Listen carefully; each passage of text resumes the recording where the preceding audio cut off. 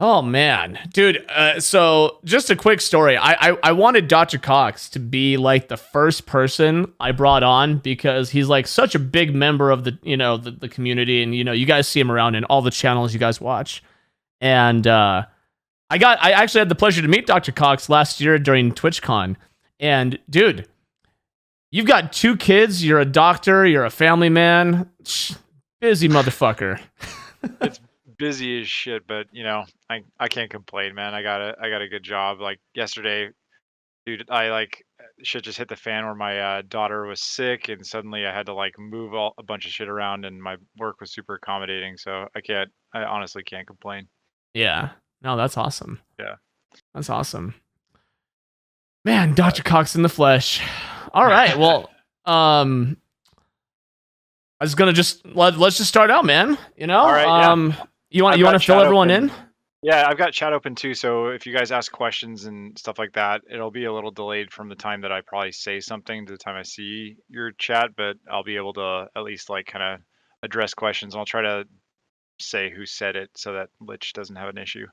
Yeah, for sure. Um, but yeah, so I'm Dr. Cox. I'm a pathologist. I grew up in San Diego and have trained. I was at on the East Coast at Georgetown. Then I went to medical school in Belfast, Northern Ireland. So I was there for 5 years. Came back and did my training. I did a year at Loma Linda, and then which is like way out by you, Mm-hmm. Tofu. Mm-hmm. And then I did the rest of my residency training at Cedars-Sinai in Los Angeles or Beverly Hills, and then did a fellowship in GI and liver pathology at Cedars-Sinai.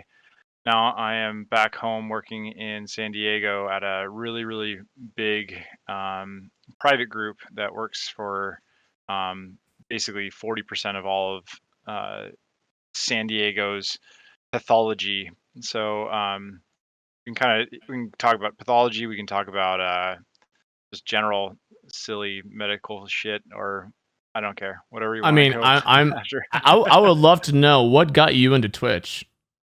So I was brought to Twitch because it's actually funny. I was trying to see. I didn't have time for video games, so I was on YouTube trying to. I was on looking for Breath of the Wild clips, trying to see what the gameplay was like, Uh-huh. and then that brought me to I think a summoning salt video, and then Okay. that brought me to um, God, I think a it was a poo. I think it was a poo video.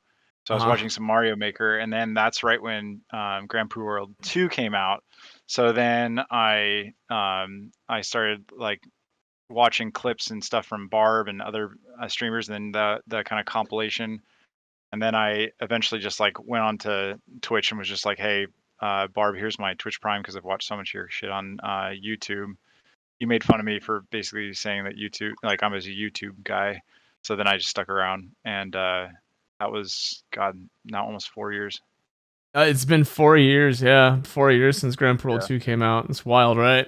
yeah, it's wild. Oh But man. now it's just my background noise. Oh no, you're good. I don't hear anything. And if it ever No, no, becomes a no. problem, I meant Twitch is now my oh, background your noise. Twitch is your So background noise. yeah, Gotcha, gotcha, yeah, gotcha. Yeah.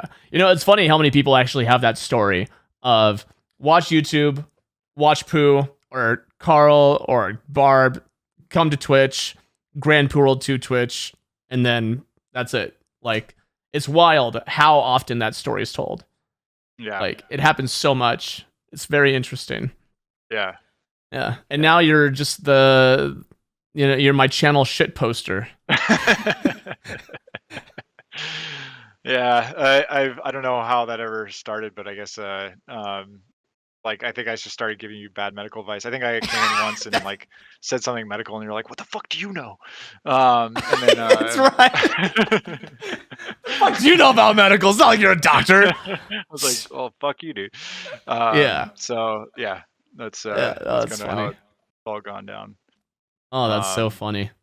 and then That's so funny. I won a kitten cannon, and then yeah. Yeah. No, that's funny. And I remember like I remember too like being in disbelief that your name was actually Dr. Cox. That's I actually your know. name. Yeah. It's Well, like see, that's a funny story too, because I say like I leaned into the meme, but it was actually because I was an idiot, and when I first got on and was trying to tell Barb like, "Hey, this is who I am," I was trying to basically like correlate comments that I had made on his YouTube videos to like, so he'd be like, "Oh, it's that guy," when really he's got like 1,000 people watching on Twitch, and he had no clue or cared. yeah. And so I was Yeah. like trying to see like, "Oh yeah, he'll know who I am now," and then no, he like no clue. Yeah. So, No. Good luck with that shit. Yeah. How funny. but yeah, man. Um, so here I am, man. I've seen some like shit posting comments that are questions, but if anyone has questions about Yeah, for the sure. shit Yeah, that I you do, can spend or a couple of minutes. Yeah, yeah, you can answer a couple of questions. Go for it. yeah. Do you see anything? I haven't Oh, seen oh yeah, anything yeah, no, just for yet. sure. What does a pathologist do? Is that a cadaver examiner? So there are pathology in general is a gigantic thing. I am boarded in both branches of it.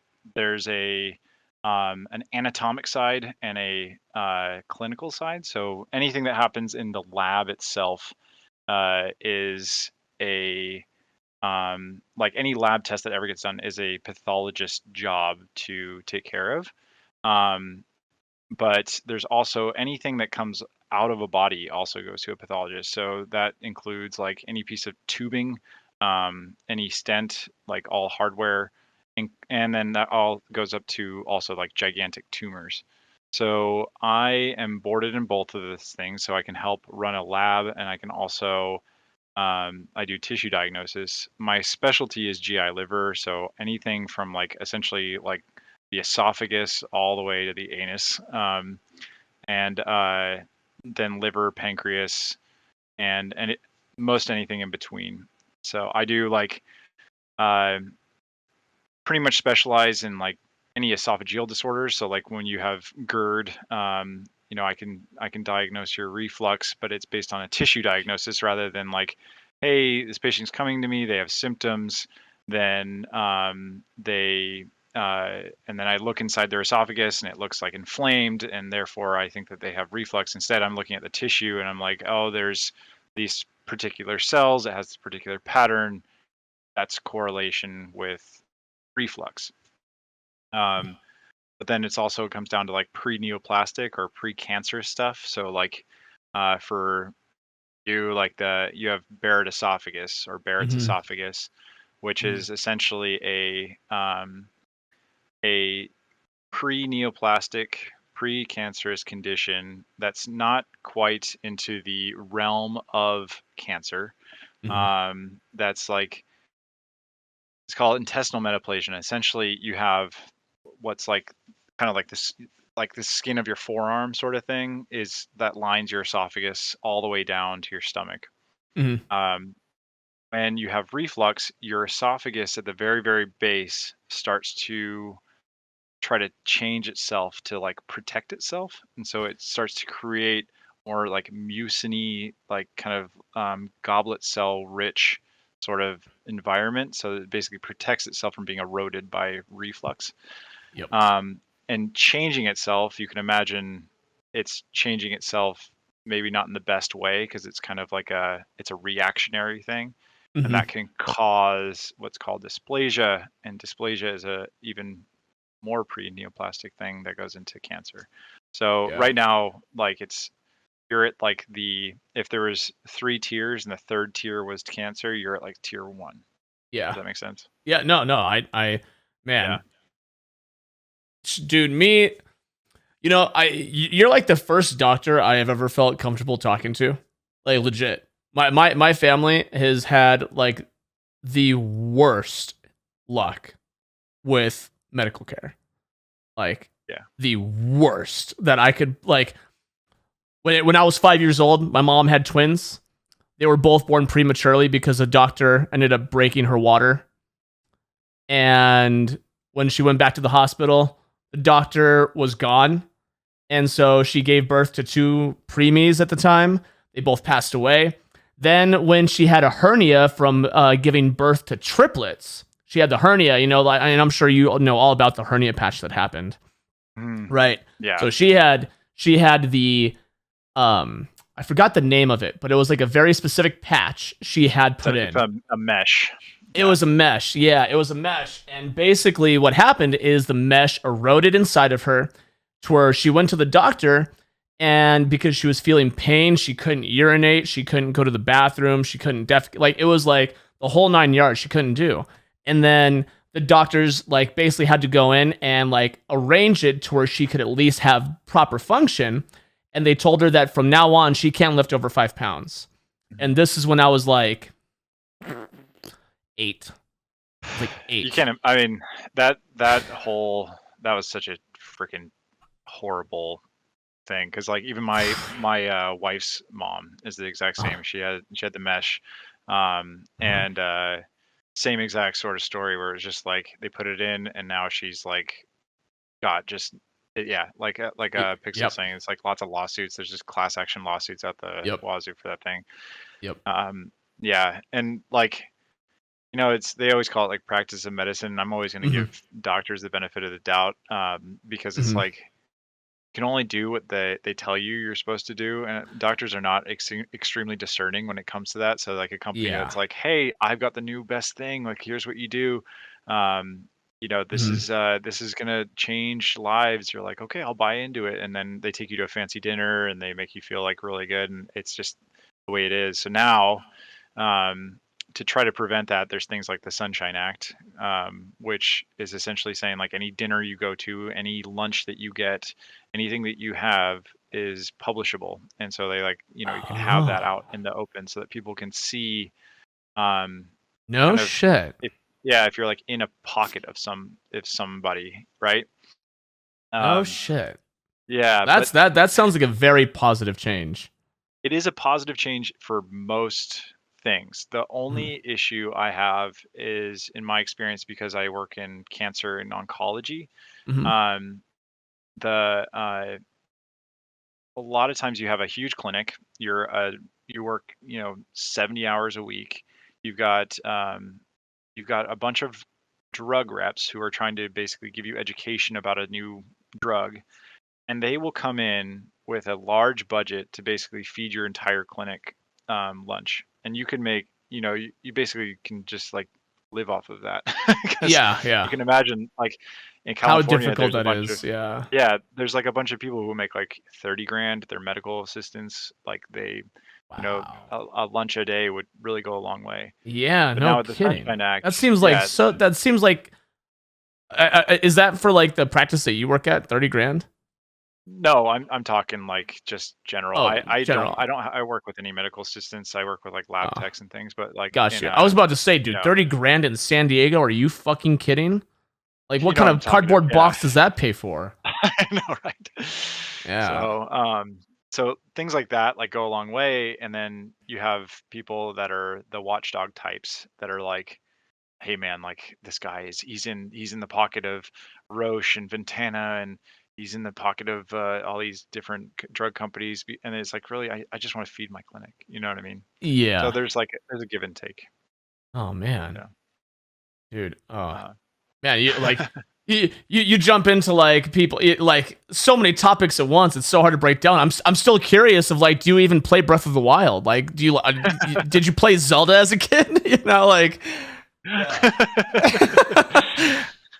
Yeah, we'll come back to that. I want to talk about video games for a second. I want to talk about video games because if you obviously we'll get into that because I'm so curious about that and like the whole like dynamic of how it works, especially with working in a lab yourself. But as a kid, you played video games? Of course, man. Yeah. I played a lot, mostly Nintendo 64. You know, I played Final Fantasy 7. Played like, you know, God, what else? I play a lot of like older games and retro games. That's why I feel most comfortable, I think, in your channel. Yeah, for sure. You know, I like watching the new stuff, but it's fun for me to see where games have come. Like right now, I found that Slay the Spire I can play on my mobile device. So like love Slay yeah, I've been playing that a lot lately, just because it's I get up in the middle of the night to, you know, help with the baby, and then I can't go back to bed, so I'll just be playing that. Yeah. Totally get that for sure. Yeah. Yeah. Oh, that's cool. That's cool. Yeah. Dang. Uh, Uh, you excited for Tears of the Kingdom? You don't really care? yeah, man, I love all the new shit. I love watching everyone get all hyped about it and get excited about it. I think it's gonna Yeah. be it's fun. It's Yeah. fun to be part of like a community where it's like um it's so distant from kind of my general work, and it's Uh-huh. like so just like non it's non-serious, you know what I Mm-hmm. mean? Mm-hmm. Sorry, Mm-hmm. Pixel, for making you uncomfortable. And Mame, yes, the penis is measured from the anus. Um, uh, um, but, yeah, yeah, uh, I forgot where I was going with that. I No, don't know how you're you keep good. your You're good. train of thought going, like talking all day long, man. I like, how do you do that? Uh, I don't know. I guess I'm a talker a little bit. I like Yeah. talking. Yeah, I guess I'm talking. I like talking. It's I don't know. I don't know how I stream sometimes. I don't know how some people do it either. You know, it's all Yeah. we all have like our own rhythms. I guess we all have our own rhythms. Um, Pixel, how long did you have to go to school to be a pathologist? I was so college, so you graduate what, like 22, and then I finished training at 36. wow, wow. So would that just be 6 years of college? Uh, so it'd be 4 years of college. Then I took a year off, did research, um, and then did medical school for 5 years because that's the in the UK. And then I did 2 years of a master's while doing clinical research, and then I did 4 years of a residency and 1 year of a fellowship. Jesus, And that Jesus. whole time, dude, making like less than 70 grand. So like I'm finally making some money now. Yeah, yeah. I remember when you were at your residency. Was it your residency when you first started watching? Yeah, Yeah, I remember that. Yeah, that was a good time. yeah. So Yeah, why hometown. pathology? Oh well, I liked cancer stuff. It's like Fuck. I don't know why. It's just, just that sentence. It's like you always hear "fuck cancer," "fuck cancer this," "fuck cancer." I like cancer. Just, like it's really funny. it's just like it's super interesting. And then the patients I dealt with a long time ago. There you go, Tongzi and Eagleheart. Thank you for the quotes. Appreciate it. Yeah, But uh, it's super interesting, and so I picked it up. I wanted to do oncology, which is basically treating cancer, yeah, but because I really like the patients. They're like, all you can do is help. You know what I mean? mhm, Does that make sense? yeah, And yeah. so, but the individuals I worked with in oncology were burned out. They were like working so fucking much. They were working all the time. And pathology is super chill. I mean, I literally have Twitch on all day.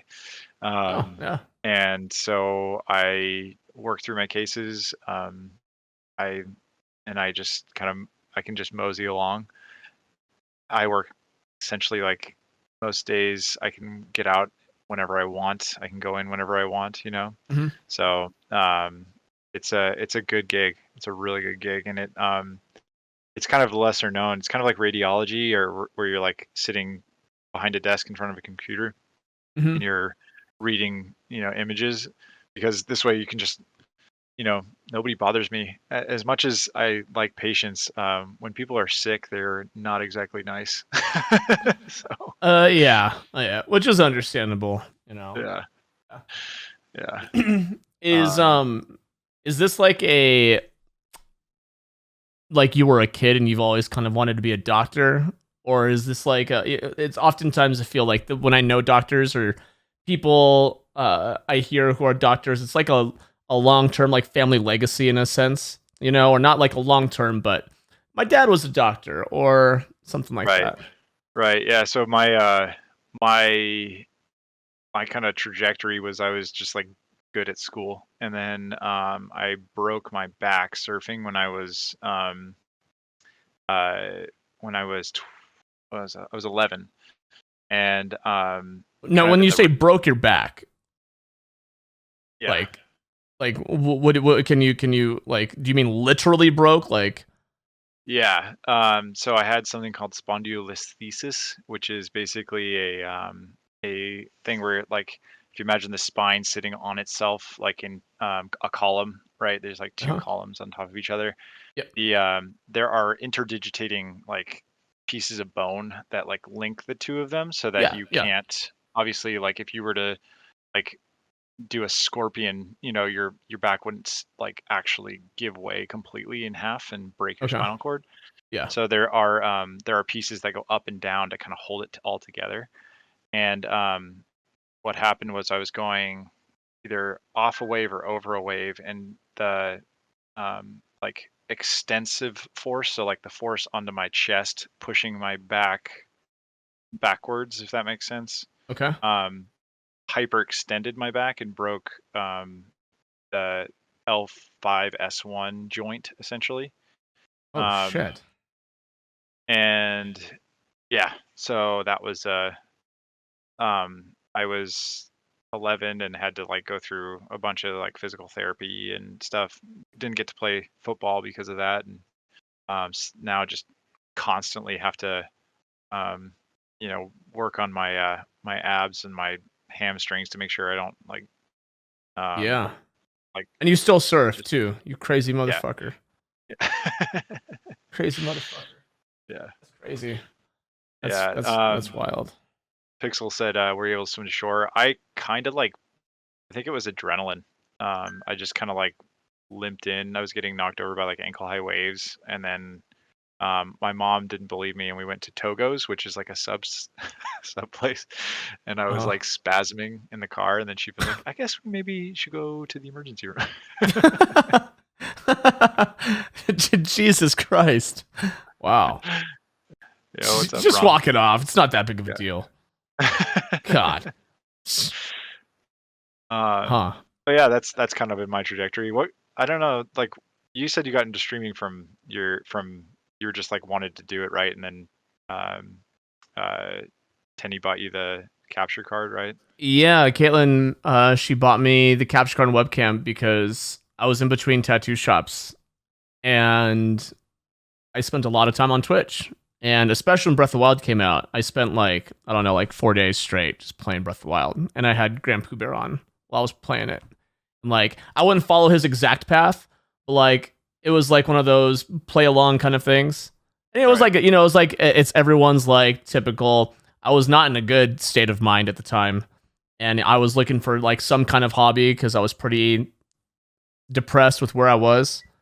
So my wife just went to Best Buy and got it and came home, and I started playing more Breath of the Wild. Well, Wow. It's crazy to yeah, think like how you're. It's the same with me. It's like the trajectory is just you kind of like keep your eyes forward, and you kind of just keep you're just motivated. yeah, You just like things like don't seem like they're doable, and then they are. You know. yeah, yeah. I remember drawing a portrait of Grand Pooh Bear and wanting to send it to him. Right, and I sent it to him, and I remember telling my wife like, "Man, imagine our life if I was a streamer and I made money playing video games." And I remember, I'll never forget that conversation we had. Like, I remember it so vividly. Of like, imagine if that was like the case, and now it's like 6 years later, and I have a house and kid, and I'm married. It's just like, it's so fucking bonkers to think of. Wild. Yeah. It's wild. Yeah. It's. I'm sure anyone in chat could try to like I know like a lot of people go through a bunch of shit. I Hmm. see a lot of people like, especially now, we were talking this morning about how like the changing jobs and just Oh employment man, right right now and stuff now. like that, like Yeah. is rough. And I see it here too, just like in my job, because like I deal with, like I said, like a lot of lab techs and stuff, and it's, Mhm. you just kind of have to just like, I think anybody, you can do anything as long as you're motivated enough. I've always said that about like medicine, like it's all just about like Mhm. discipline. You just get up, you show up on time, you just do your shit. Discipline. Yeah, Discipline is yeah, such an undervalued character trait, I feel, yeah. like modern day. Modern Right. day people, even I would say, even myself, there's times where I undervalue what discipline brings me. And I don't consider for a second that like certain things that I'm capable of doing are because of discipline. You Yeah. know? Yeah. No, it's true. I mean, I think it's infectious for you because you've got like kind of a sounding board, right, where you're able to Mhm. like put it on Discord, and I think it's been cool watching some of the people in chat like be like, "Dude, I lost like 50 fucking pounds." You're like, Yeah, what? yeah, That's rad. I think that's awesome. yeah. It's very motivating. It's a cool place to be. Yeah.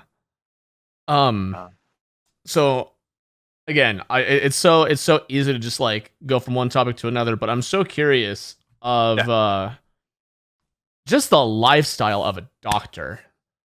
Like, man, it is so interesting, especially I'd say over the past couple of years, and how everything's kind of like unfolded, and how the pandemic hit, and being in pathology. And man, I like it's right now I'm suffering from cheesecake factory syndrome, because I just want to know everything, but I gotta like pick one thing to have for dinner.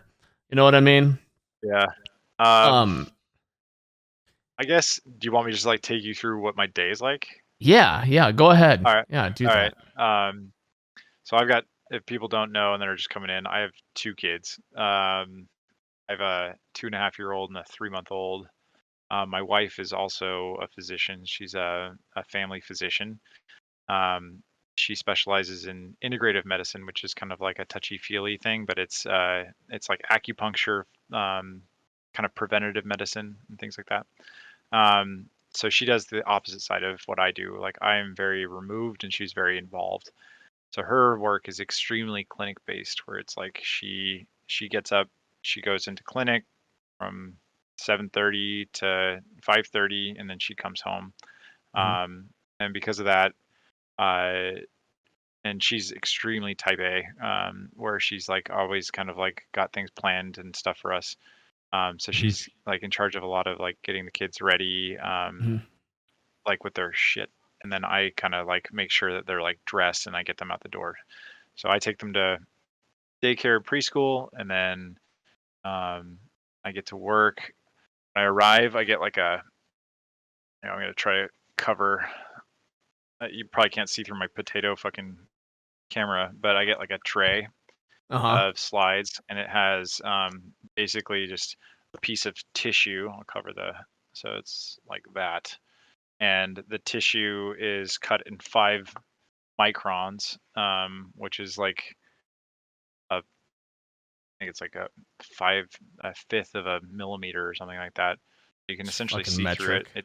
Yeah, it's essentially see through, Yeah. and it is for cancer diagnosis. I basically try to like identify how bad the cancer is, if it's invading things, so margins, Mhm. and I try to find out if there's any sort of like prognostic uh, things that we can do. So, like right now, medicine has changed into something where it's like you can take tissue from tumors and you can put it through like genomic sequencing. So you can actually like look at on a molecular level, you can look at like what the tumor is expressing.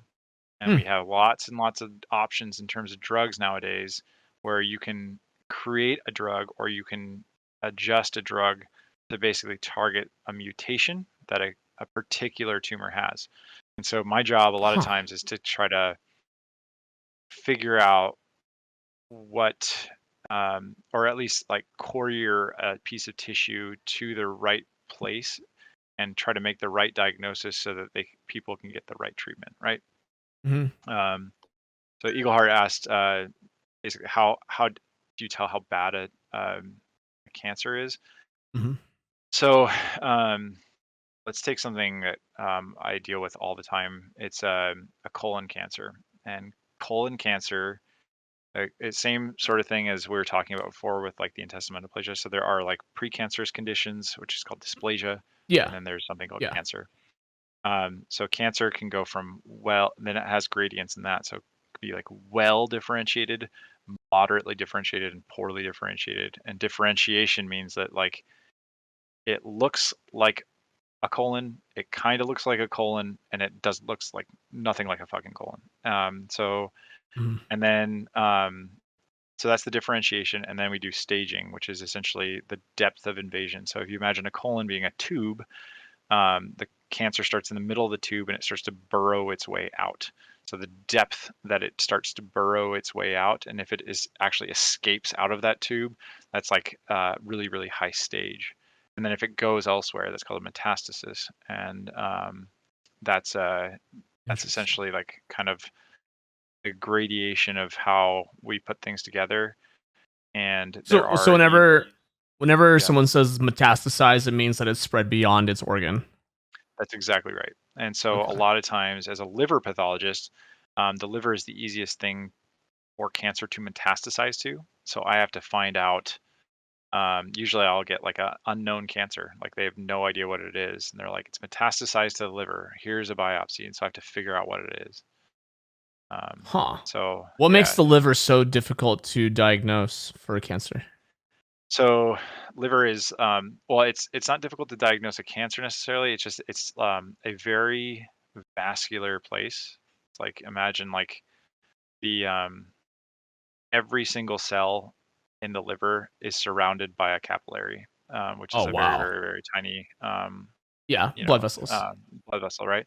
Yeah. And so it spreads through essentially three routes. Spreads through lymph nodes, spreads through vessels, or it spreads through just basically like shunts off of like a tissue and just Okay. like That falls, makes off, sense. right? Yeah. Um, so yeah, so that's essentially the liver, and then the liver is, you know, if you were to put your right hand essentially underneath your rib cage, and your thumb would be at like the top of the liver, and then your like pinky would be the bottom kind of triangle part of the liver. And Huh. so you can imagine it's super easy to get to if you were to biopsy, right? Like you just stick a needle through somebody's abdomen and you get right in there. Everyone in chat right now is like sitting there Yeah. like, okay. Um, Huh. so Joe asked, liver is regenerative as well. It is regenerative. It's an interesting, that's a whole interesting topic. Vic said, how do you think AI will be integrated?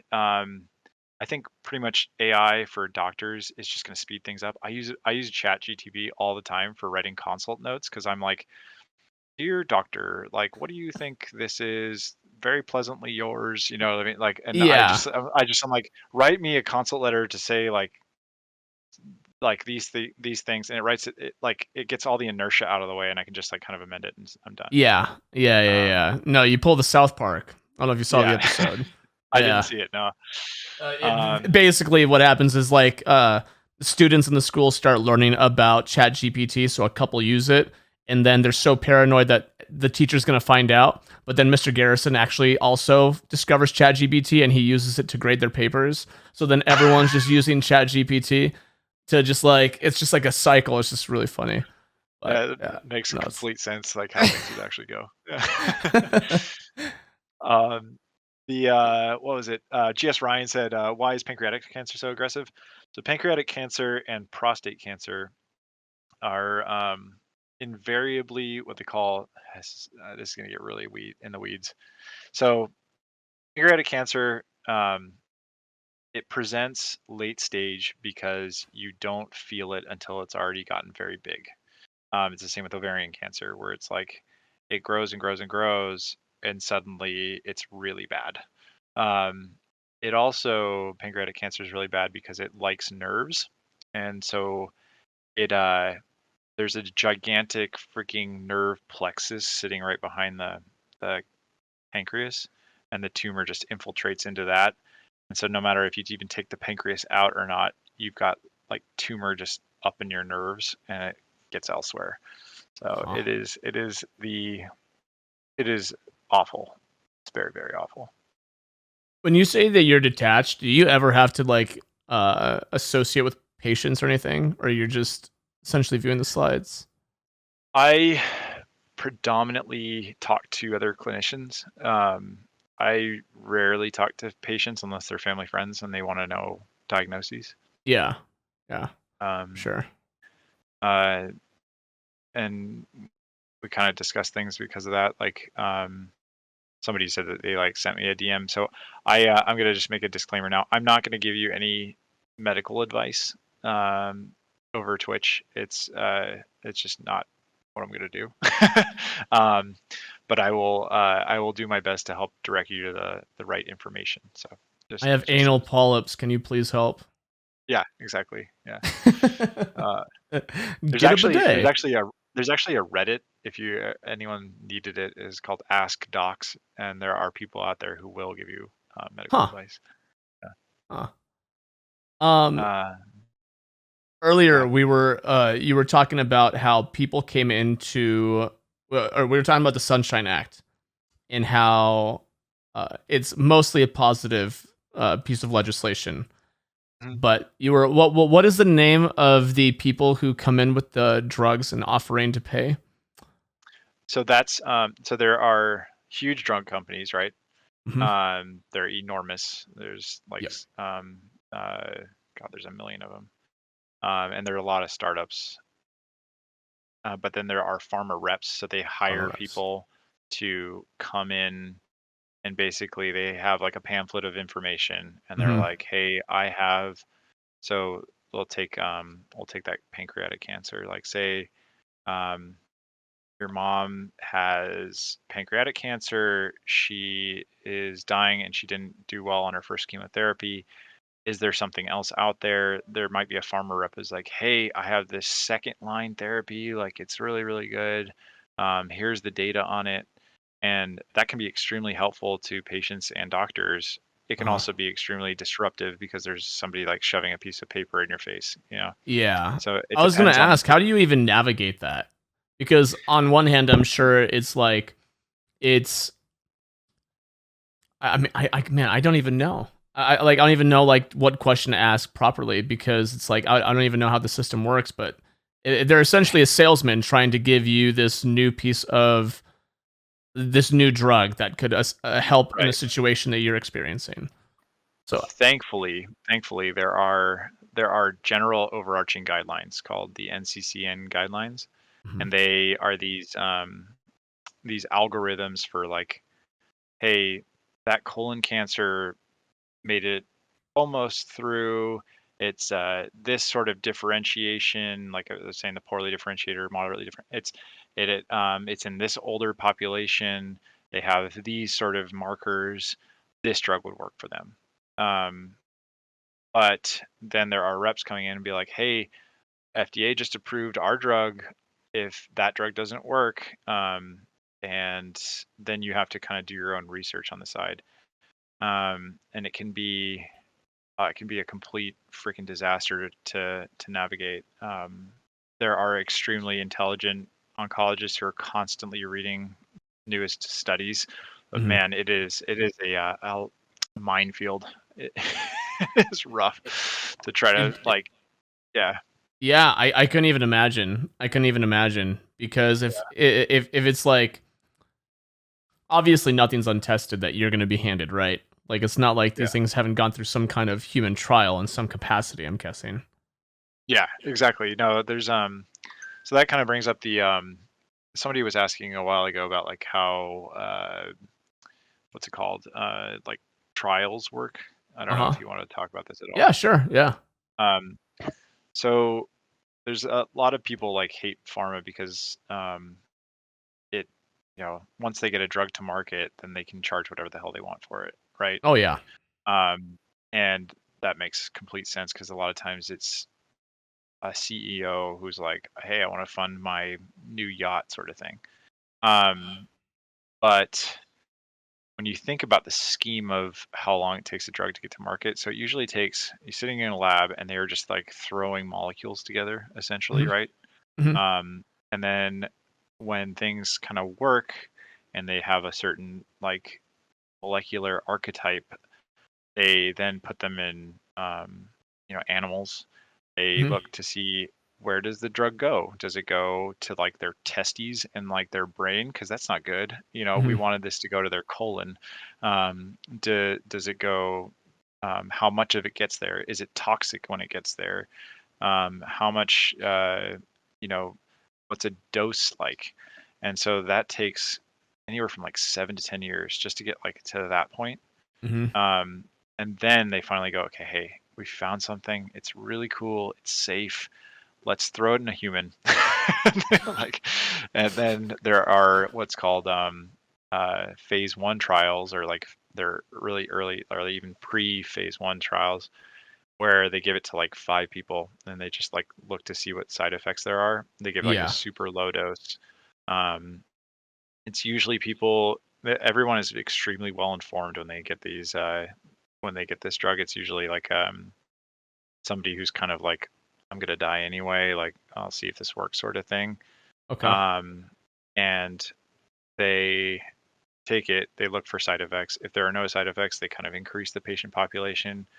Um, and then they take, that's called a phase one. Phase two is when then you take two populations and you give you know what's a side, like what's a placebo and what's not a placebo.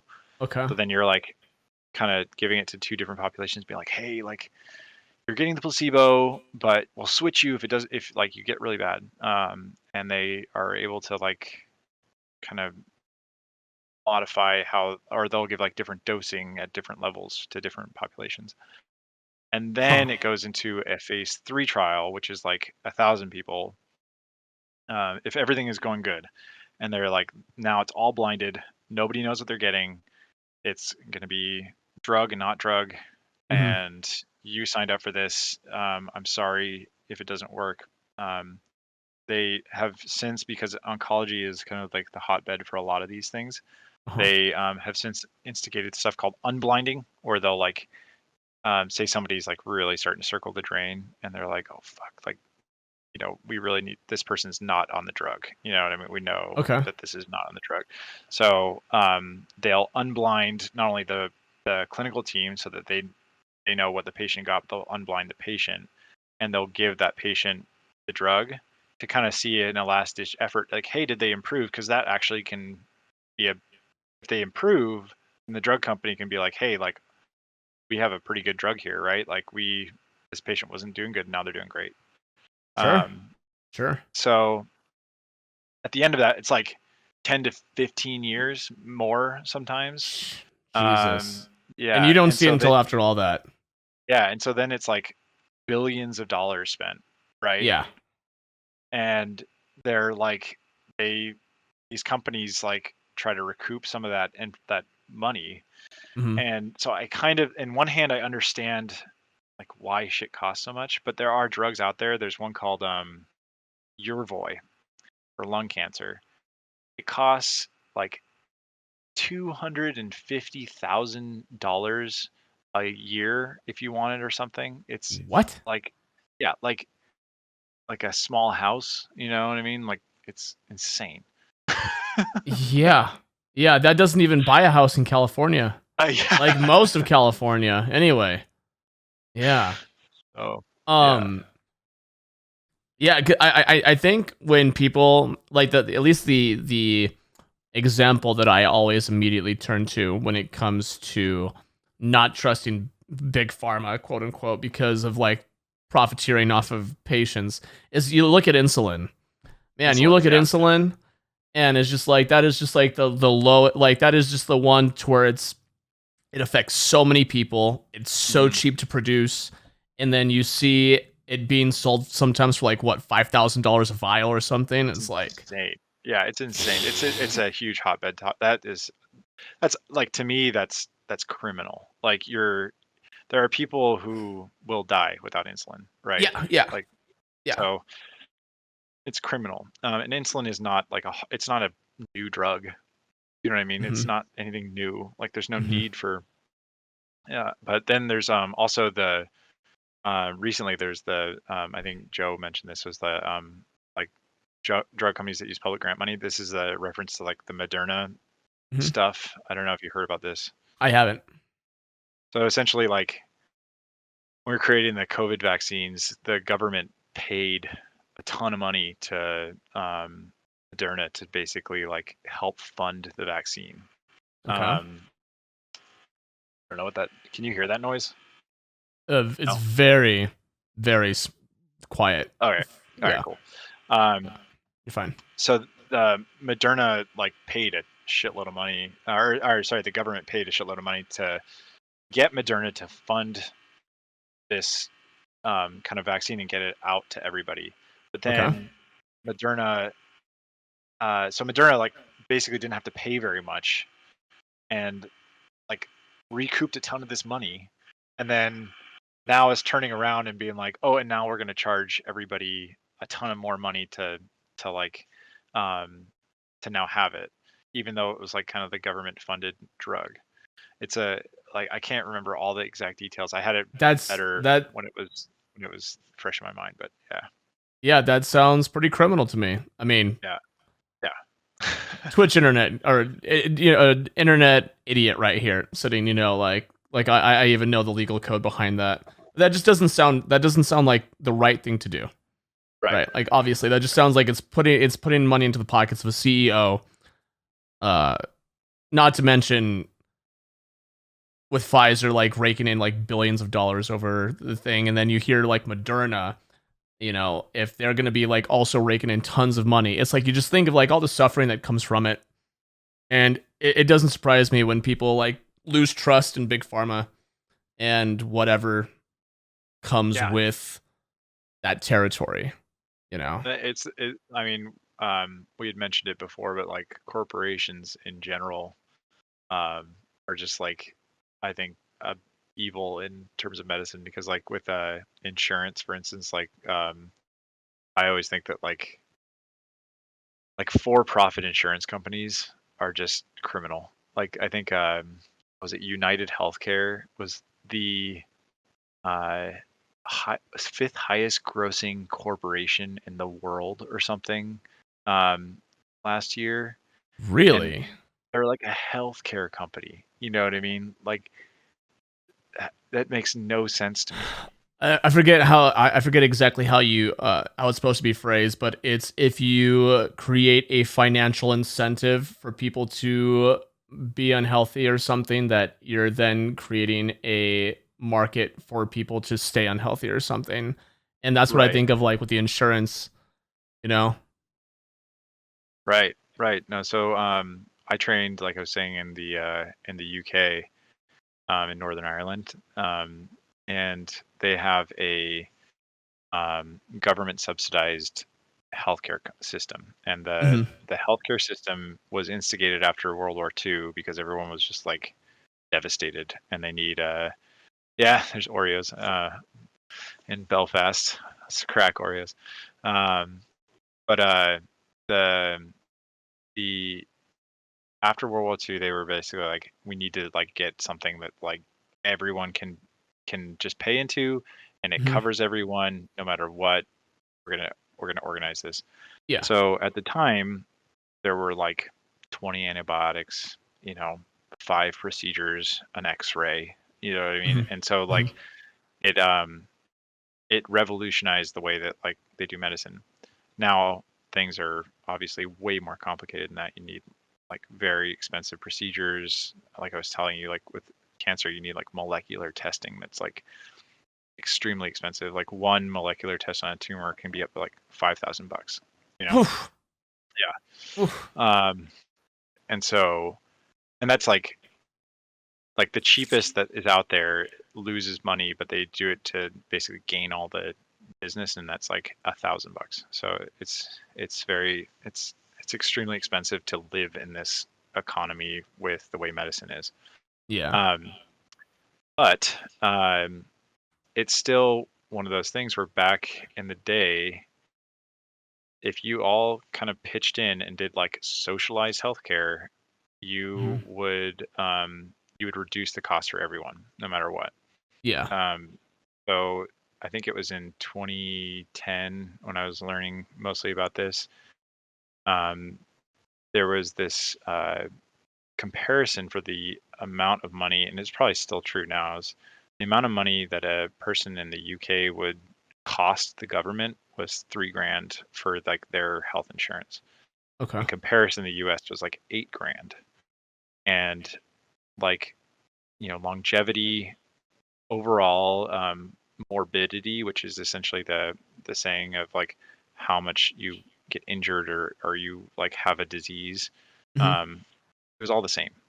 So like we're paying more than double for equivalent healthcare. Why And I is that? Do you know why that is? for-profit drug companies, man. And also just the way that our healthcare system is organized. So we have out there's like a one size fits all, but in Germany there's like kind of a semi patchwork, but it's like a layered patchwork. So there's like a one size fits all that everyone Mhm. can have, and Uh-huh. you can kind of like get a um like an upper echelon kind of private insurance if you wanted to, that would Uh-huh. help you cover distances and gaps between healthcare. But overall, you're still all your medical data is always funneled through the same systems, right? Okay. And so um, all your doctors know what you have. You can't like run around to different places and be like, I want pain medication and I want all these different tests because they're like, hey, you just did that down the street. Like we know. Yeah.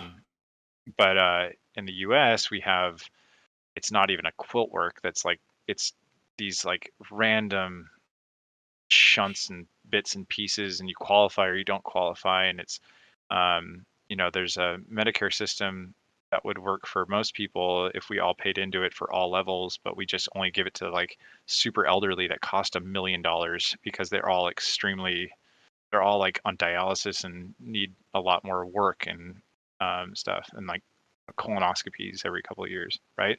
Hmm. Whereas like if you or I paid into it, like we'd probably use it once a year, you know what I mean? And Yeah. but we would eventually get it later in life when everyone else is paying into it, right? Hmm. So the concept of a Medicare for all for me sounds like a good thing. Like I think we'd reduce our health costs a ton, and it would give people more of an incentive to like go get preventative care. Um, you There know, you is. Oh, go ahead. Go ahead. I'm sorry. no, I'm done. I'm done. Yeah. I was gonna say I think the big thing that always scares me whenever I hear about like socialized medicine, for example, is whenever I hear people who live in Canada all the time in my channel, and they all talk about like one of my Pooh Spaghetti. I'm sure you've seen him around plenty of times. You know, Of he's a course. mod. He's been around, and he had like this really bad knee injury that he needed fixed, and it took him like 6 months. It took them like 6 months to get him in or something ridiculous. It was just like he was really upset that it took so long, but it was obviously it was mostly covered. I'm not sure how. I'm not like specific on the payments or anything, but I think that's the thing that a lot of people fear, me included, is what if there is socialized healthcare and then it's just like whenever you want to get anything done, you have to like plan it months in advance before it can even happen. Dude, it's happening now. It's happening here. Is that really? Yeah, if you wanted to go get your endoscopy in my healthcare system, like I'm not gonna. I, People could find out who I am and where I'm at. Like Yeah, yeah, I'm yeah, literally a click away, but I really don't. I'm not gonna do it now. yeah. But the it took it took one of my friends 9 months to go get an endoscopy.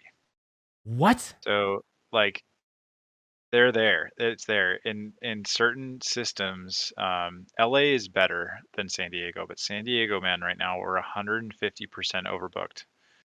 No In big cities shit. like this, yeah, like it is bad. And it comes down to hospitals can't pay doctors enough, so they can't recruit enough doctors, and they can't have enough space, and they don't have enough room for these doctors because Medicare costs are so expensive. Um, and so it's this dynamic where so when you this is off tangent, but No, you're good. when you when you bill Medicare a procedure, Okay. you go like say I want a CT done for this patient. It's going to cost my hospital, let's just make a random number up, like 6 grand, right? Sure. Um, But because I know that I'm going to end up negotiating with the insurance company, I'm going to say it's 7 grand. They're going to Okay. come back and say well, we'll pay you 6,500. That Mhm. happens for every single thing. And there is somebody on the other line who's not necessarily medical trained who can then look at the if you need this, even though the doctor said like, hey, this person needs a CT scan, they could be like, oh, they don't. I don't think so. Like, nope, nope, not today. And so you can like try to go through the process of like getting that endoscopy 9 months down the road, and the insurance company can like wait and sit on their hands for a month and be like, oh no, you're denying. Sorry, dude. Sorry Kick about by. that. Jesus. So is this is I remember we had a brief discussion about like you have some hot takes about how insurance is run here. Yeah, Is this is all part of that this whole part of thing. that? I'm curious. Because that sounds insane. It sounds insane that there's like an insurance company that has, first of all, no medical licensing or history of education that can determine when a patient is allowed something or not. That sounds insane. Yeah. That sounds insane. Yeah. It is. I mean, and there are obviously stipulations, like there are, like Joe was saying, and others are saying, like there are, to make things move ahead, there are things like that are pre-negotiated that are like set in stone, and it's like the way it is. Sure. But like, it is genuinely like, it's like, there's a mess. Like, why is it like this? It makes no sense to me. You know what I mean? Mhm. Um, Yeah. yeah. I there was I listen to the Joe Rogan podcast all the time, and he had he had a pharma representative like who would go around like essentially try and like we were talking earlier, like he'd work for several different companies to try and sell a new drug to doctors to use, and he went into the whole discussion about how it's something as basic as like you probably heard me rant about it in my chat before about how there's like the blood test to show if you have the gene that allows you to even really experience the effects of painkillers, Mhm. right? And how so many people can they go to the doctors asking for painkillers, and then they get the prescription, they don't work, they still say pain, and then they get kind of shoved off as a painkiller fiend, right? Like I saw that happen with my dad a lot, and I always think of like something like that on why do we not in the medical field test more efficiently for things like that? Is that like an ignorant perspective to have? No, it's not. I mean, it's not ignorant. It's ideal. Um, the ideal, the idealized way of practicing medicine and what it all kind of boils down to. So, I'll try to speak on my wife's behalf here because she Mhm. deals with this kind of stuff more often. Is she sees patients that are sent to her from consultants and clinicians who are like kind of they're the end stage for like essentially like pain. There's something called fibromyalgia, which is a generalized kind of like pain disorder of sorts. Uh-huh. Um, and there's probably somebody in chat who has fibromyalgia now. And a lot of times the the root cause of like fibromyalgia isn't that this patient is resistant to pain medication, that they've taken too much pain medication, that they're just a complainer. But sometimes it can be like down to like they had a really traumatic experience in their past, like very, very, very traumatic, like they were raped or they were like very, very awful, Mhm. that they are that manifests. So our bodies are crazy in that, like, you know, when you're like anxious and you have like diarrhea, like Mhm. you're Yeah. you're like your your body's nervous system can like turn on even if you're not conscious of it. There are some people who are get like so anxious that they just like vomit out of nowhere. Oh. um, you know, there are people that are just like they have like all this like pent up prior trauma, and the body, the way that it manifests can be like a physical thing. So Okay. it can be like pain. It can Mhm. be anxieties of sorts, where you're just, or insomnia, um, and like K-Jax is saying, like it's basically like a psychological induced physical state. Huh. Petrichor, yeah, like the body keeps score. Huh. And it it's it's an interesting sort of thing where my wife, instead of prescribing those types of patients more pain medication, will try to like dive deeper and get kind of to the root cause of those things and then address them from there. And she's had a Huh. lot of success doing it, to the point where she gets like 4 cash patients because they're like, you're the first doctor to listen to me, to like understand where I'm coming from. You know what I mean? Dang, and she's married to Uh, you. poor thing. uh, She is that's spamming she's a Dio. Yeah. no, that's incredible. That's incredible, Yeah. man. Um, So so back to your hot take about the insurance. I'm curious if you want to divulge further into that. no, I mean, essentially, I kind of covered it, man. Like, essentially, like, It's I think that for-profit insurance companies are the freaking devil. yeah. Like the worst possible thing you could ever instigate. And the fact that we are like completely beholden to them in the US, and there is no way that we will lobby our ways out of it unless there was like some sort of world war that like decimated our healthcare system and made us like Mhm. actually have to redo everything. Um, we're stuck. And there it's just it's a mess. What Um, has it always been this way? Or like when did the power shift from the doctor to the insurance company? Has that's a that good happened in your question. career, or is it like years No, it's ago? been long before this. Yeah, there's some people in chat that are saying things that I'm like, I feel like some people know some of this shit better than I do. But um, yeah, I'm not looking at chat. I'm looking at you. yeah, yeah. I'm looking at my delayed ass face on my potato camera on You're fine. Twitch. I'm trying to read trying to read these comments as they come through. But Yeah. yeah, Um. that is essentially like my hottest take. I don't think it's that hot of a take, to be Yeah, that doesn't perfectly sound like honest. a very hot take. I mean, No, no. what's the alternative? Is then in so right now insurance companies can essentially just like rake everyone over the coals for more money because everyone has to have insurance, or not everyone doesn't have to have insurance, but essentially if you want to see any kind of reasonable medical care without going into tremendous amounts of bankruptcy, you have to have insurance, and then Yeah, they basically get to tell the hospital what they want to pay. So yeah, I don't know what the way out is. yeah. So Oreos asked, like, would you switch the US to a UK style if you had the choice, a two-tier system where there's a national healthcare system and then a private one on top of it? And I say yes, absolutely. Like, if you want to pay for better healthcare, please, by all means. Like, that's the what we have kind of now, where you have an HMO and a PPO. You have Mhm. like a one where you're like you're part of the organization, or you have a pay per service where you pay like a Mhm. premium, and that premium allows you to like get better access. So you're like, I hurt my knee, I'm going to the orthopedic surgeon right now. Mhm. When really PT would have been better, but I'm not going to judge.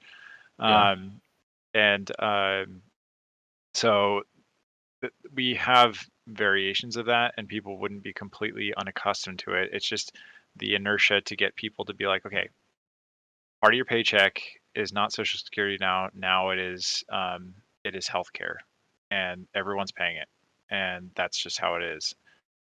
Mm. Uh, yeah, people just wouldn't buy into it. Oh no, not in the United States. There's so many people No, who would be against that. no, because we tax the shit out of ourselves anyway. So Yeah. Yeah. Couldn't even uh, imagine San Diego, dude. Fucking right now, yeah, like so it's so funny being like two doctors and like being like, I don't go around and throw subs down everywhere because I don't have expendable income.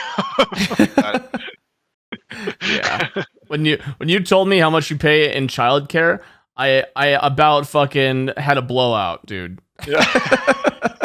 I about had a fucking blowout. HMOs have been around since 1910, but the concept of for-profit managed care didn't explode until 1980. Most of them were for not-for-profit until then. Yeah. Man, I'm so curious of what changed. Like, obviously, yeah. like profits, profiteering, but yeah, because I mean, I remember as a kid, I feel like even as a kid, it wasn't this bad. You know what I mean? no. Yeah. Yeah. I don't remember it being this bad. And my parents were in and out of the hospital frequently, very frequently, up until I was even like a teenager, you know? Yeah. And it was never like they had to worry about bankruptcy or pay out of like, because my parents had health insurance and they never really had to pay out of pocket because they paid for good health insurance. But Right. I mean, you guys went through a lot of hell. I couldn't imagine. Like now that you have a child, imagine like losing your twins, man. Like how, like it would. It's just. Well, I mean, we insane. almost remember when Caitlin had the hematoma. We were paranoid that we did. Yeah. You know, that was scary. Fucking ugh. Yeah. And now there's just nonstop fear all the time. Everyone in the freaking. Yeah. Everyone in chat can attest to the fact that like, it's like if you have a child, like everything is you're just afraid of all the things. You know, someone drives too fast next to your car, and you're like, God damn it, fucking. Dude, he slept for 8.5 hours the other night, and we both woke up from our alarm, and we're like, did something happen? Like, no, he's just asleep. Oh, okay, good. We're good. You lucky bastard. I don't think we've slept 8 hours in like 6 months, man. Sounds like a skill issue.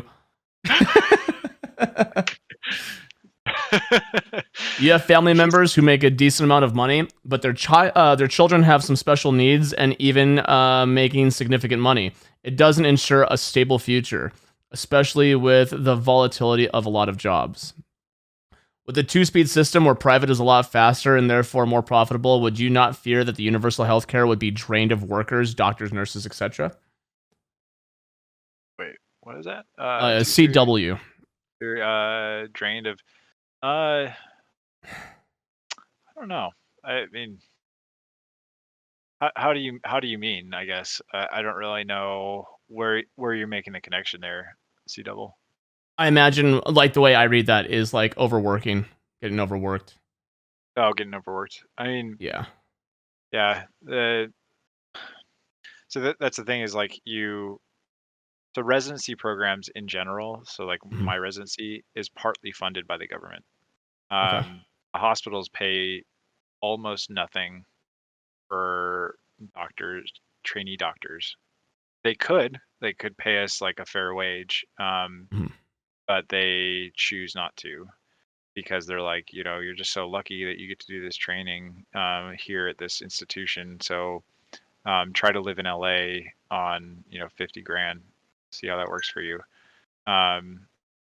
And the like, so like in terms of like whether or not we would be unable to pay for doctors, like there are trillions of dollars that are just wasted in other stupid ventures. And if we were really committed to healthcare, and this is like of course a biased take, right? Like because this is like all I fucking do.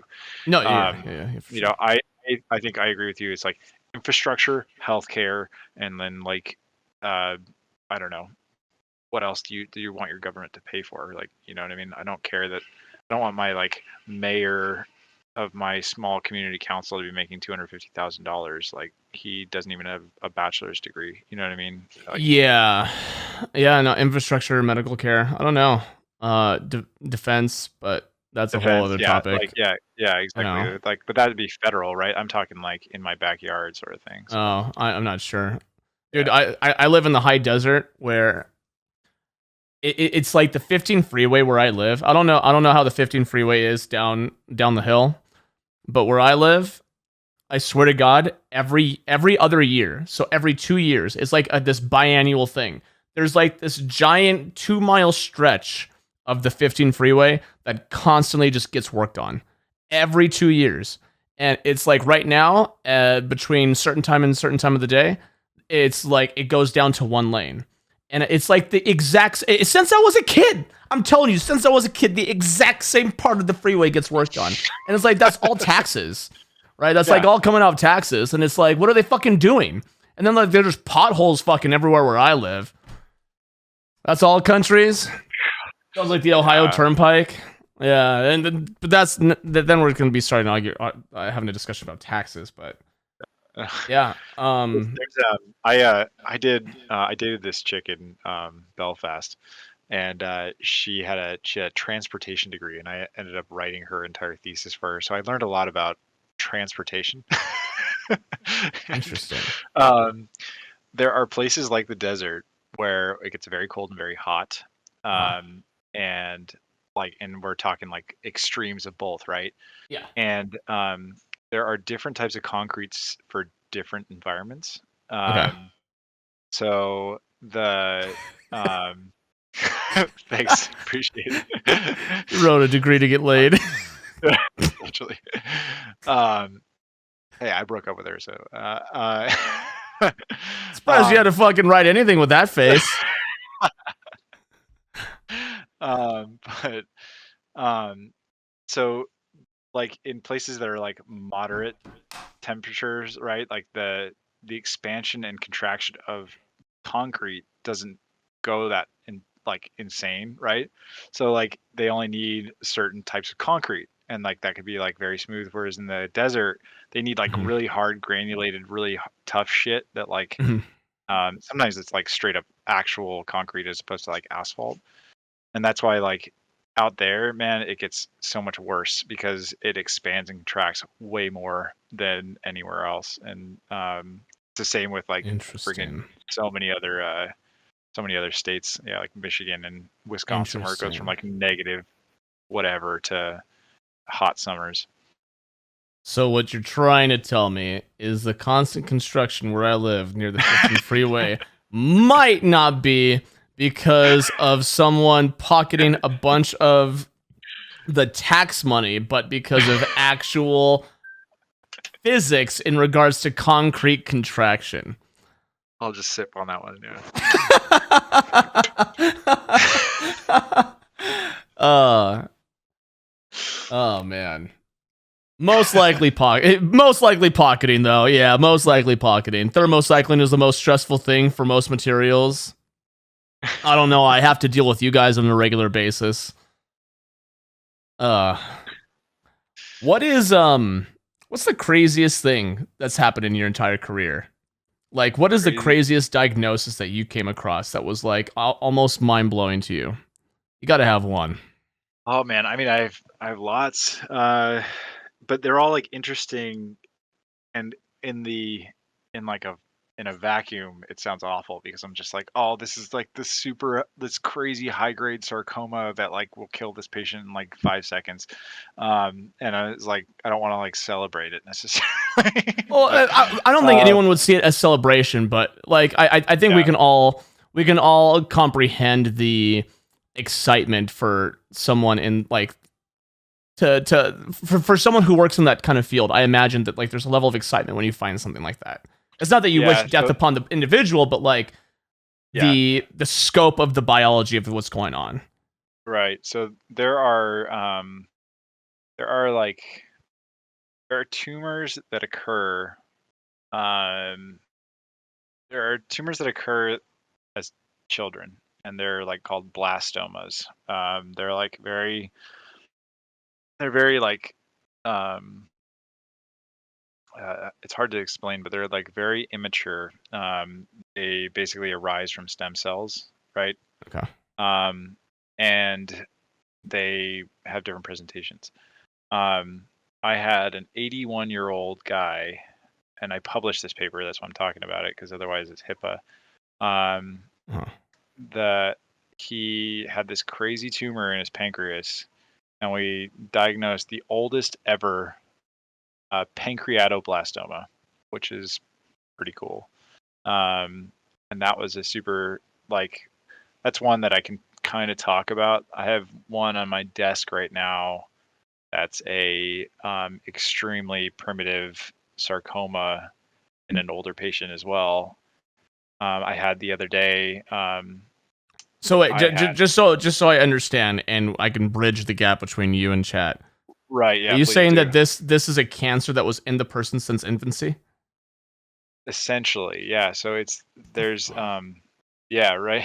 It's it's a very slow growing tumor, and it happened to be so like tumors present when they block stuff, when they push on stuff, when they invade things and cause bleeding, when they go to places that they shouldn't be. But if they're contained, um, oftentimes people don't notice them. Uh-huh. So this happened to be on the tail of this guy's pancreas in a place where it didn't. Hi Faye. It didn't grow and invade anything, and it just kind of sat there, and it got enormous. So, um, and Huh. yeah, it was the oldest reported patient that has ever been reported with this particular tumor. Um, Wow. but I have anything that I find interesting that I can post about. I put it on. I have an Instagram that's like an educational Instagram. I have a Twitter that's like an educational Twitter that I know that you're on. You probably see shit that I post Yep. every once in a while. It's I pretty do, and I'm futuristic. so confused. Like you talk obviously with like utmost canter. So I read it and I'm like, I don't really comprehend, but I see a slide of cells here, and that definitely doesn't look right. Like, you know what I mean? It's like, yeah, that part right there, that definitely looks like it does not belong. You know, it's like the game of which of these does not belong amongst a group of cells. There's definitely one of them. You know? Yeah, Yeah. yeah. No, it's one of those things where you're like, it's interesting. It's an interesting like, I think there's probably programmers who feel this way. It's like you start to feel like you understand a language, Mhm. and the language itself speaks to you in ways where once you then um, you start to see the patterns and you start to see the things, you start to like kind of enjoy fixing problems or recognizing issues or diagnosing things, right? That are, um, or even like if you see something that's like kind of semi beautiful, you kind of like understand the language to a point where it like makes sense to you. Yeah. Um, it's the same with art, right? Like Yeah.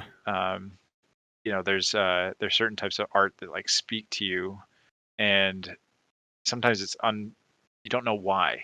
You don't know why it's like it's interesting to you, but it's like once you start to have worked really hard in a certain particular part of art, and then you see someone who like just fucking crushed it, and you realize how difficult it was to like get from point A to point B, you're like, holy Mhm. crap.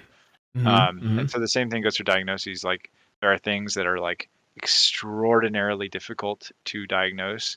They're extremely subtle, and or they're extremely rare, and to like kind of put the um like all the machinations together and like synthesize a diagnosis out of like a single piece of tissue is pretty cool. Sound like house. So it sounds like house. Like that you just sounded like a much more clean cut version of house anyway. Yeah. Yeah, Like I'm not gonna limp out of here. did you know that Hugh Laurie actually developed damage to his knee for limping for 8 seasons? I think I heard that. Yeah, I heard Yeah, that. it was like some kind of Like I repetitive injury thing, right? yeah, for walking that way. Yeah, Man, yeah, I love biology. In high school, I hated math. I hated English. I was interested in history. Uh, but when it came to science class, biology, I took bio 1, bio 2, physiology and anatomy, and then whichever one came after that. And like by senior year, I had like every bone and muscle, yeah. origin and insertion point. I had all that shit memorized like the back of my hand because I loved it. And then I became a Twitch streamer.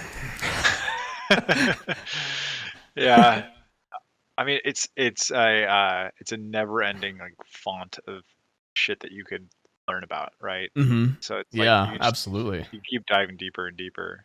Yeah. Spaminal asked about AI again, and yeah, dude. The AI thing is like it's a huge hot topic for us because right now, again, if you go on some of my stuff, like you'll see like a lot of If you, what I'm gonna say, if you want to provide a link, you're more than welcome to. oh yeah, here I can just put it Yeah. in chat. The a lot of what I do is pattern recognition, right? And Mhm. I often tell residents like it's like matching wallpaper because for me it's very much like that. It's like purples and blues and all these things. But the sorry, let me just spell my own name without screwing it up. There you go. Very good. There you go. Yeah. So the AI is definitely like part of it. The thing is that um, AI will never supplant the doctor because in the end you need someone who's going to like integrate the information. Um, in English and in programming, I feel like it's probably more of a threat than it is in diagnoses because at the end of the day, you don't want the machine to be wrong, so you need someone like looking over it. Um, Mm-hmm. but we, as pathologists, are doing a lot to try to like keep the AI in our back pocket and not let someone else like take it from us, if that makes sense, so that we can kind of um, we can be in control of it and we can use it to our benefit. Does that make sense? No, that's the way it should be utilized. Yeah. It should be Yeah. used as a tool, not as a replacement for Yeah. everything. That's the way I see it Yeah. anyway. It's not just your Oh man. radiologist friend saying that. Yeah. Exactly. Yeah, Yeah. yeah, Have there been any other questions that people have? Like I know I've seen a bunch go by and I haven't got to them. yeah. I haven't been great at keeping up with them either. So if you do, if Yeah. anyone in chat has questions, now would be the time to probably ask them. Yeah. WebMD tells I, you you have cancer every time. I saw Plague ask one. Oh yeah. Cox, can you give me an insight about the massive stock issues for ADHD? Stimulates my proper medication since a half a year point. So I don't know anything about ADHD because I honestly don't do any prescribing. Like it's kind of nice. I don't have anyone ever ask me for shit. So I can just That's like about to I can change. give I I don't have a DEA license, so I don't have to deal with any of that stuff. Hmm. Hi, Blowfly, what's up, man? So Dr. Blowfly in chat, Blowfly, can I tell him what you do, man? You tell me if that's cool. How much money you make? Yeah. All right. So Dr. Blowfly is a forensic pathologist. So he does a lot more. So I have to learn how to do an autopsy, but Huh. this man, he like I've done maybe 60. He does like what 10 a day or something. Um, Wow. and there we both had the same training. We both like pathologists. It's just the trajectories were different. So like mine is more at the scope looking at microscopic tissue. He's looking at more macroscopic tissue. He'll take like a Okay. piece here and there. Like he'll look at a brain to make sure that, like, hey, this person had a stroke. Like this is the cause of death. Or hey, this person they'll do like overdose stuff. So they'll like patient will be dead, but you'll like basically like take out their urine and test it and be like, Okay. okay, like, hey, this patient had like meth in their system and a bunch of narcotics and other, they had a bunch of other stuff. And so that's why they died. Um, Okay. he'll have to like, there'll be a patient who's just like full of bullet holes and he'll have to like basically take, like calibers and basically like look to see where the bullets went and how they went in and out. Stab wounds, same thing, like just like, and then How interesting. yeah, um super like in-depth, kind of more like global look as opposed to um you know if he found like a tumor in a patient, he might like take a single slide and look at it and be like, okay, hey, it was just like a lung cancer Uh-huh. that killed this patient. But most of those are medical diagnoses and they don't go to coroners. Um, a coroner and a forensic pathologist are different. Like a coroner, you don't necessarily need you don't need like all the medical training, Mhm. um, but like he's a medical doctor who works in the autopsy realm essentially. How exciting. Yeah, That sounds so exciting. yeah. Huh. So and then he also has to go to court to testify. So in my training, I had to go to like one where it was like gang related violence, and the kids were all like 14, and you're like, oh my god, like I'm so far removed from any of this that I didn't even know that this was like out there. You know what I Yeah. mean? Yeah. Like I didn't even know this was happening in my backyard, and you have like such a weird take of like the underbelly of society, if that makes sense. He probably would get along well with off duty. Oh yeah, I'm sure they have a lot in common. Yeah, So yeah, for sure. uh, Huh. uh, yeah. So it's another element of like all the crap that we do. Yeah. Yeah, I didn't even think that you might have to testify in court, but that makes sense. Right. Yeah. Yeah. I think that I've been diagnosed since I was a kid, and properly so. I'm not a case of my kid hyper is ADHD. I literally got pulled aside when I was in school, and even sometimes as an adult, and get asked, "You're not on your meds today, are you?" Yeah. Oh, in regards to him being diagnosed with ADHD. Yeah.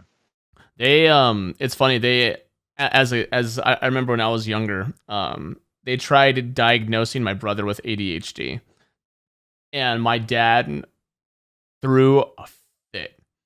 My dad was like, "My son doesn't have ADHD, blah blah blah," like the whole 9 yards, Yeah. and uh refused any of like that notion or anything. And then I just saw my brother the other day, and we were actually like kind of talking about it a little bit. And he's like, "Yeah, I don't have fucking ADHD." He's like, "I was just a hyper fucking kid." Yeah. Yeah. That's a whole bag of worms, man. There's people like Plague who probably like have like a legit diagnosis of Mhm. it, but there are definitely like kids that are just like if you don't let a kid sleep and you give them a bunch of sugar, guess what? They're going to be fucking acting out in classrooms, and then you give Pikachu them a shock bunch of face. and yeah, then you give them a Uh, then you get a give them a bunch of stimulants that are supposed to mhm. focus them, and then they're addicted to stimulants, and Yeah, it's like that's a whole shit, yeah. Um, so I remember when I was in regards to my Barrett's esophagus, which by the way, no one still has been no the doctors haven't been able to figure out what caused or like what caused my hernia. They have no idea what caused it because I'm not an alcoholic, which is, yeah. standard problem for alcoholics. And when I was 18, I went to go donate blood for the blood drive that come to school, right? And I went to donate blood, and the woman, they pricked my finger to see if the blood would clot. And I remember it was this lady. She's like, "Honey, you need to go to the doctor. Your blood dispersed." And I was like, what does that mean?" And they're Yeah. like, "You're probably anemic." And I was like, "The fuck do you mean I'm anemic?" And they're like, "You're gonna go to the doctor." I was like, "Okay." And we went to the doctor, and I'll never forget because I was like, chat is gonna laugh at me for this one, and you probably will too. They diagnosed me with celiac disease. They diagnosed me with celiac, and that's what was causing my anemia. And I remember I sat there and I was like, "I can't have Captain Crunch? No more Captain Crunch." I was like fucking upset. I couldn't have any more Captain Crunch because I loved Captain Crunch. And then my dad was insisting. My dad's insisting. He's like, "You need to get a second opinion." My dad's like, "You need to get a second opinion because of, everything that him and my mom went through." So that's when we went to UCLA. We went to UCLA, and they did an endoscopy, and bam, they found 13 ulcers in my esophagus. They Jesus. found out that my blood was like right above requiring a blood transfusion. Like it was right Yeah. there. Like yeah, you probably had like a hemoglobin of like 8 or something like that. I think it was actually 8. Now that you mention it, Yeah. like that could be Yeah. just my brain filling in memory, but yeah, Yeah, so like at your age, you should have been like at like 13, 14 or something yeah, like that, and you're at 8, so you were like basically you had half of the ability to oxygenate your blood. yeah. You probably felt like shit. Um, yeah, yeah, that's actually not uncommon because I get every day I get trays of patients who are like I have tummy pain or I'm like anemic and we don't know what it is. And there are a billion different causes. Um, but the hiatal hernia, like for a young patient, is pretty rare. I guess it would be more of like an anatomic cause than anything else. Yeah. Um, Like I think the going theory that the doctors like when I asked the surgeon who because I had a fundoplication when I was 20, and when I asked them I was like, what caused it? Like how do I avoid this? And they're like, you probably were born with it. That's what they yeah, said. yeah, it was a Maybelline diagnosis. Yeah. Yeah. So the celiac though, like I think Mello has talked about this. I don't know if you've seen him in Laser Chat. He talks about Yeah, celiac. Mellow Ink. Yeah, he has. Yeah, celiac. That's like so like you can have variations of that, and I diagnose that all day long. I diagnose you know Barrett's all day long. Helicobacter pylori, which is like a like an infection that people can get, and it's just treated with antibiotics. But people will sit there all day long and just have like chronic stomach pain with like ulcers and shit, and never know, yeah. until they get an endoscopy. Um, so there's like any of that stuff like can cause anemia, and so you really do need an endoscopy for most of these things, and you gotta wait your fucking 9 months to get it. But It's been a while since I've had my endoscopy, so I'm like now like I'm curious of how long I'll probably hit you up and let you know yeah, for this conversation because I think it's actually I should be getting it by next year to check up. yeah. Anyone in chat? Oh, go ahead. No, I was gonna say if you where are you gonna have it done? Do you know? It would probably be Kaiser. That's what we have for insurance. Yeah, that's right. Yeah, I probably won't be able to get it. Yeah. I mean, I could ask. It'd be cool though if I could like get you a slide. I could like send you a slide of your own. Send me a slide of my own fucking Barrett's. For anyone in chat who doesn't know, I have a condition called Barrett's esophagus. Basically, the acid erosion from my stomach over many, many years made it so that way my esophagus started morphing into stomach lining, and it's a pre-cancer condition. So, oh, fucking thumbs up for me. I know, but does anyone have any pressing questions on like random fucking medical shit? Because I'm curious. Random. So, okay, I don't know if you know anything about this, or if anyone in chat could like further the small scope of my attention and understanding. California, didn't they pass a law that like you guys can't disagree with certain politicians in regards to diagnoses or something? It has to do something in regards to misinformation and politicians. And I forgot exactly what it was called. But I know it was exclusive to California. And I was curious if that impacted you. What's the context? It had to do with essentially like politicians, like how it's like essentially what's going on with doctors and insurance companies, right? Yeah. And how insurance companies basically get to have the final say. It was something in regards to politicians. Here, let me see if I could find it real quick. Maybe someone in chat knows. California law, politicians, medical. That's it. California approves bill to punish doctors who spread false information. So is that like a anti-Dr. Oz? I don't know. I wonder what I swear to God, off duty, if I click this fucking thing and it's rickrolled, okay. Thank you. California makes it illegal for doctors to disagree with politicians. Conformity thought is now required, whether it is online, college campuses, or if you're a California in a physician-patient relationship. PayPal recently introduced a $2,500 fine for anyone involved in sending, posting. Oh, okay, that's PayPal, blah, blah, blah. Gavin Newsom recently signed California Assembly Bill 2098, making it the first state to attempt to censor what physicians can say about COVID. I guess that doesn't involve you then if it's only about COVID. Yeah, it's probably there was a couple there's been a couple docs who during the whole pandemic like lost their jobs for basically, you know, parroting like the hoax rhetoric and all this stuff.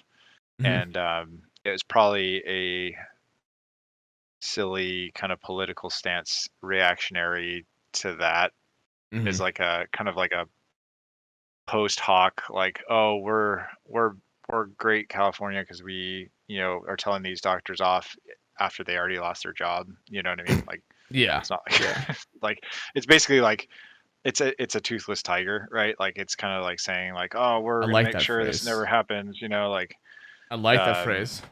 yeah, like we're pretending to be like really like you know, the buck stops with us, but really nothing at all is. Mm.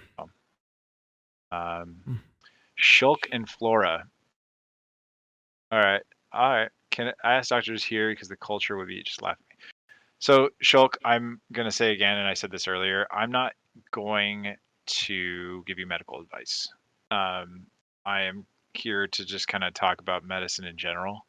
But I did say that there's like a anonymous forum that you could post on Reddit, on the r Ask Docs Reddit. Um, and so I'm not here to like, I'm mostly here to just like talk about shit rather than to like kind of be like, hey, like send me your diagnoses and we'll handle it right here. You heard him say But it, chat, all out the of best, context. all the best to that, man. Yo, what's up, Jake? Obsidian Plague. I said hi to everyone. But hey, Sarah, how's everyone doing? Ginger, like I hadn't said hi to everyone. I've been seeing everybody's chatting and stuff, and say Is hi to this you the guys all first the time you've time. been live on Twitch? Yeah, yeah, Oh man, so honored. yeah, nice. Yeah, man. Yeah, man. I wish the camera was better and the quality was a little bit better, but I'm I'm trying to just stay happy we still were so that able to find like 2 hours together. I Like, know, dude, dude. this was supposed to happen back in January. If you guys didn't know, this was actually supposed to happen in January, and then my son was born, and then obviously February was not a question, and then March came around and we had to push it. So it's like, Yeah. Fuck you, X Swiss.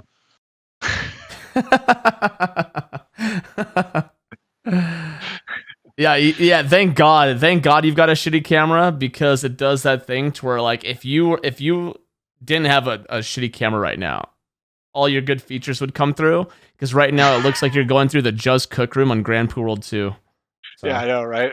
It's like, here, I'll just do this a little bit for now. Just what if I had yeah, there like, we go. yeah, if I had like some Perfect. Huntington's disease or something like that, you know? Yeah, fucking perfect. uh,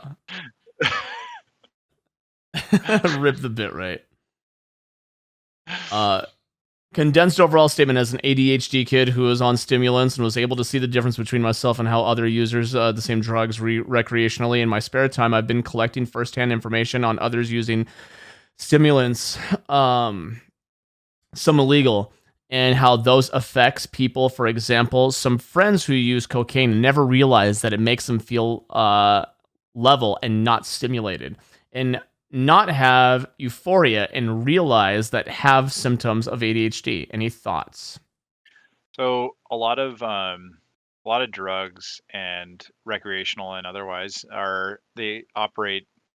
We only have a couple receptors in our brains, right? Like there's a dopamine and serotonin and GABA and like we have a bunch of stuff that like either inhibits stimulants or kind of like pushes you like into like a state of feeling good or basically stops the bad feelings from happening essentially. Mm. um, and drugs are basically high doses or high concoctions of things that like basically make you feel extra good, because they stop all of those receptors, or they like basically block those receptors from like losing the stimulating kind of particle on them, right? And so it wouldn't completely surprise me that if someone was a like profound ADHD type of person, and then you were to like give them something like cocaine that is essentially sitting on those receptors to make them feel stimulated, they would kind of feel more normal. It doesn't completely surprise me. But JCast, we're gonna try to keep medical questions to like more generic stuff rather than like medical advice. You can't provide medical advice for you. Yeah. Yeah. Like, when they make your pee stop working. Yeah. How to prevent leakage. It was funny to hear people talk in a group how they actually experienced it different and never realized it. Reddit Ask Docs. Thank you, Tungsy. Yeah, for anyone who wants to ask for medical information or medical advice, that's where you go, right anonymous. there. Yeah, it's anonymous forum, so it's actually pretty decent too. Like most of the docs on there. The other day, like literally someone posted their butthole and was just like, "Is this normal?" And the docs were like very, very like just like, "Hey, yeah, this is a normal butthole." Just like an actual butthole. How nice. Huh. Oh, that sounds like 4chan. I gotta run, but love you. Keep up the amazing content. Hey, thanks, JKS. Why does my rainbow look like a peacock? Oh man. We're reaching degeneracy levels of having a doctor on stream. That's fine by me. It was pretty heavy for a little bit, so it's good. It was, yeah. I don't know if you have like a time limit or anything. I actually just got a phone call, so we might have to call it, man. Okay. No, I'm totally whatever you need. Tell me, man. Yeah, no. Let me mute you guys for 2 No, you're good. You're good. Yeah, no, for sure. Actually, for sure. They hung up, so hopefully they just email me. Yeah. I'll say if you got a. I got what's called a tumor board tomorrow, so it's like I gotta present a bunch of cases and give people a rundown of their stuff. I gotta prep for it, so we might have to call it anyway. But sure. At least we got 2 hours, man. That's pretty solid. It was. I couldn't answer the phone, guys. I was on Twitch. Yeah. No, dude. I'm so happy we got time. I didn't know how it was gonna go. I had a couple things like I was just curious about your perspectives on, but yeah. Dude, I cannot thank you enough for your time here. No worries, man. All right. Yeah. Well, have a really good rest of your streaming, and then I'll talk to you guys. Talk to you guys all later. Yeah, for sure, dude. All right. Thanks for coming. Maybe in like a year or something like that, or something. Yeah. No. Sure. Yeah. All right. See ya. All right. Later, guys. Bye. Well, I hope you guys liked that. That was fun, right? You guys liked that? Did you guys have fun? I'm disappointed I got here right at the end. Well, that's what the VODs are for, right? In case you missed any of that, it's going to go on YouTube. Cringecast. I mean, dude, imagine if that's like the fucking name of the show from now on. Cringecast. You missed like 90%. Great guest speaker. I love the medical field. It's like my favorite. I don't understand enough about it, and I probably will not, mostly for the rest of my life, ever understand a lot about it. Even if I learn a lot about it, I still will never understand all of it. Yeah, the Krungo cast. You're waiting for the drums and fade out. Here I am watching medicine, working in medicine yet again. Yeah, who's next on the Cringe cast? You guys are gonna have to wait to find out. I've got a couple people lined up. You love the psych field specifically. I just love learning how our bodies function. Cheers, dude. That was fun. I'm glad you had fun, Dr. Cox. We'll definitely have you on again. Yeah, so if anyone's coming in and you guys haven't seen me do this before, once a month, I'm bringing in one person who I find has an interesting career or an interesting story, maybe stream, past, something that I personally find really interesting. And I'm going to bring him on to talk about. And maybe every now and then I'll bring on a friend like off duty, or yeah, I mean Dr. Cox is a friend, but he's someone that I have to specifically like schedule down and book.